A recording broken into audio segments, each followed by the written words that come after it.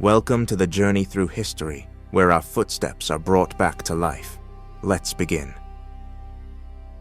We are diving deep today into the aftermath of one of history's most celebrated, and I should say bloodiest naval battles, the Battle of Lepanto, October 7th, 1571. It was just a monumental event. I mean, you have to picture it. Over 450 warships clashing in the Gulf of Lepanto, a scale of fighting that the Western world hadn't seen on water since antiquity. And for Christian Europe, this felt like the moment, the decisive knockout blow that finally shattered that mystique of Ottoman invincibility at sea. Oh, absolutely. The numbers from the battle, they tell a story of almost total annihilation. The Holy League, this very fragile coalition Pope Pius V had pulled together, essentially wiped the Ottoman fleet off the map for the day.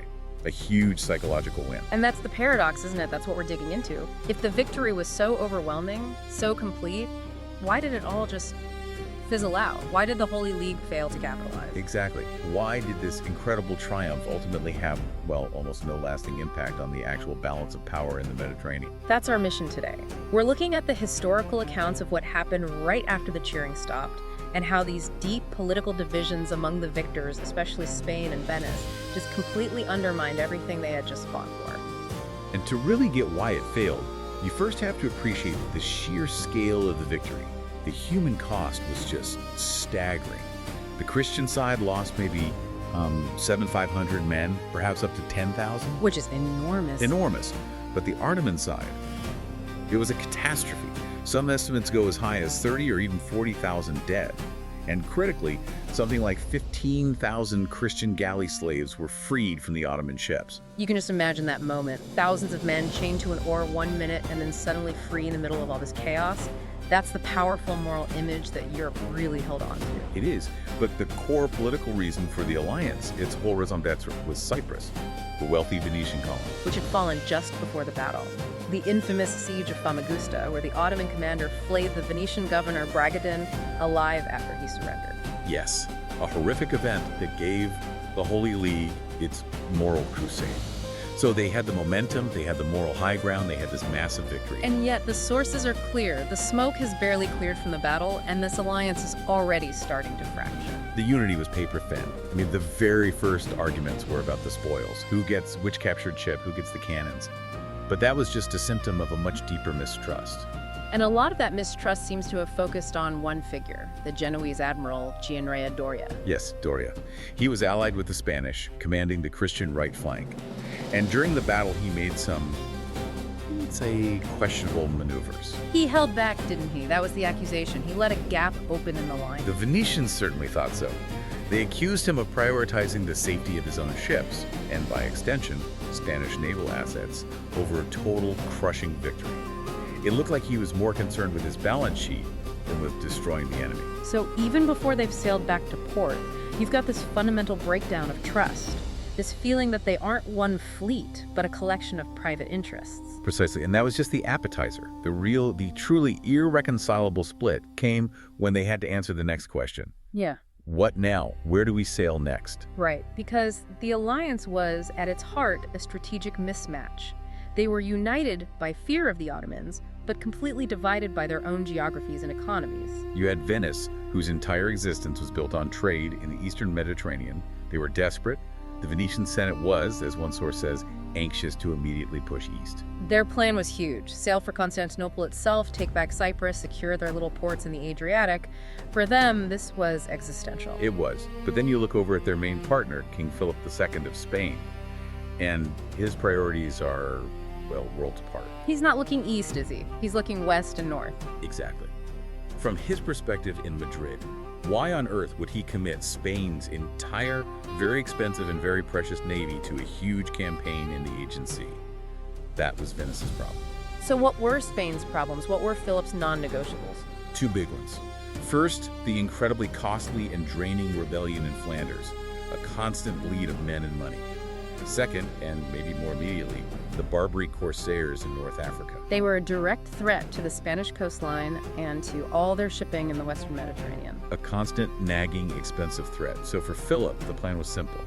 Preserve the fleet, use it to attack Tunis and Algiers to secure his sphere of influence, and avoid getting bogged down in Venice's commercial wars. So the grand strategy of the Holy League wasn't defeated by the Ottomans, it was defeated by two completely different balance sheets. And while the Christians were stuck in port arguing about it, the Ottoman Empire was pulling off one of the most incredible feats of military recovery you'll ever see. The sources all stress this. In Constantinople, despite the horrible news from Lepanto, there was this sense of calm. Shock, yes, but not panic. The imperial machine just kicked into gear. It's astounding. We're talking about 6 months. By the spring of 1572, 6 months after their fleet was annihilated, the Ottomans had launched a new fleet. How is that even possible? Logistically, I mean. Where do you get the timber, the sails, the thousands of skilled workers to build 250 ships that fast? That's the difference between a centralized imperial command economy and a bickering coalition. The Sultan had vast stockpiles of everything he needed in the arsenals of the Golden Horn. He decreed it, and it was done. No committees, no arguments over who pays the bills. None. And they weren't just replacing ships, they were upgrading. They built 8 of the largest capital ships anyone had ever seen in the Mediterranean. They didn't just rebuild. And this incredible industrial feat was matched by this psychological audacity, which brings us to that legendary quote from the Grand Vizier. Yes. So Kolu Mehmed Pasha, an absolute master of political theater. He meets with the Venetian ambassador, Marcantonio Barbaro, who is obviously expecting to negotiate from a position of strength. And the Grand Vizier just completely turns the tables on him with this one metaphor. He does. He looks at Barbaro and he says, "In wresting Cyprus from you, we deprived you of an arm. In defeating our fleet, you have only shaved our beard." Wow. You have only shaved our beard. That is just devastatingly effective. It's brilliant, isn't it? A shaved beard grows back, often stronger than before. He's saying, your victory was temporary, cosmetic. Our fleet is replaceable. But the severed arm Cyprus, a huge source of wealth and territory, that doesn't grow back. It's gone forever. He was telling them point blank, you won a battle, but we won the war for territory. You failed to achieve your strategic goal, and you barely dented our capacity to rebuild. So when the new Ottoman fleet, 200 ships strong, sails out in 1572, the Holy League is just not ready. They're still arguing. The Ottoman commander, Kalush Ali Pasha, is smart. He avoids a big, decisive battle. And the Christian commander, John of Austria, is basically paralyzed by the infighting. Yeah. The whole opportunity is just squandered. And then the final nail in the coffin. The one man holding it all together, Pope Pius V, he dies on May 1st, 1572. And with him gone, the alliance just completely dissolves. Spain turns its full attention to North Africa and Venice. Venice has to face reality. The war is costing them a fortune, their trade is ruined, and their possessions in Dalmatia are threatened. They decide to cut their losses. And they do something that the rest of Catholic Europe sees as a complete betrayal. They open up their own separate peace negotiations with the Sultan. The treaty they signed on March 7, 1573, is really the final report card for the Battle of Lepanto. And if you read the terms, it's clear who really won the war.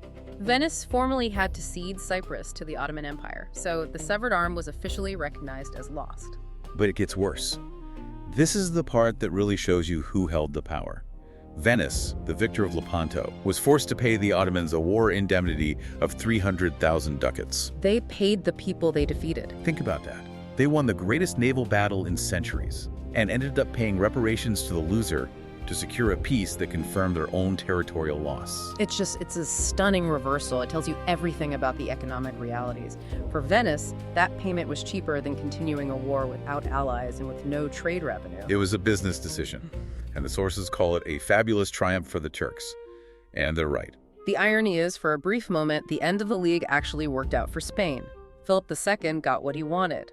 In October 1573, John of Austria sailed to North Africa and captured Tunis. A very short-lived victory. By the middle of 1574, that brand new, powerful Ottoman fleet sailed west and, as the sources say, recovered Tunis with extreme facility. So in the end, what was Lepanto? What was its real legacy? It was a massive and I think necessary moral and psychological victory. It proved the Ottomans could be beaten. It stopped their immediate westward expansion toward Italy. Right. But it didn't fundamentally change the strategic map. The Mediterranean remained divided, didn't it? The east was effectively Ottoman, the west was Spanish. The battle was a tactical masterpiece that led to a strategic stalemate because the victors couldn't agree on what victory was supposed to look like. Exactly. It's the perfect historical case study of a brilliant military win being completely undone by political division and divergent strategic goals.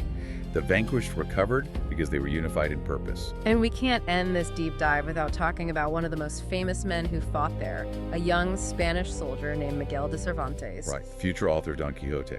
He was wounded badly at Lepanto. He lost the use of his left hand for the rest of his life, which earned him the nickname El Manco de Lepanto, the cripple of Lepanto. And Cervantes himself, despite his injury, called the battle the most high occasion that past centuries have seen, or the present, or hope to see in the future. He saw the glory in it. He did, but there's a dark irony there.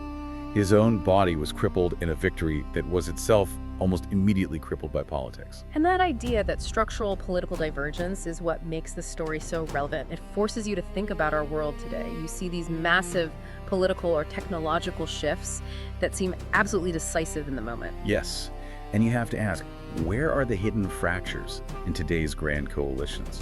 Where are the conflicting economic interests or the domestic political pressures, the modern versions of Spain's Flanders or Venice's trade routes that could undermine a shared victory? It makes you wonder, where is the modern shaved beard already growing back simply because the winning side can't agree on what to do next? It's a question worth thinking about long after the victory parades are over.